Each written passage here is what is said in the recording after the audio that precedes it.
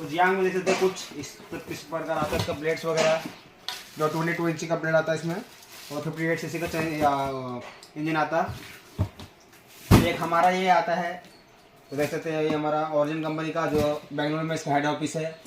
ये भी आपका 58 सीसी और 22 इंची बार के साथ आता है। और ये आपका कैम, ये आपका आएगा 62 सीसी, नहीं तो 63 सीसी, और ये भी 22 इंची का बार के साथ आता है 62 सीसी। और इसका परफॉर्मेंस जो आता है बहुत सारा अच्छा आता है, इसका परफॉर्मेंस सभी हैवी आता है, उसका क्वालिटी बिल्ड क्वालिटी और चेन वगैरह भी बहुत अच्छा आता है, एक नंबर।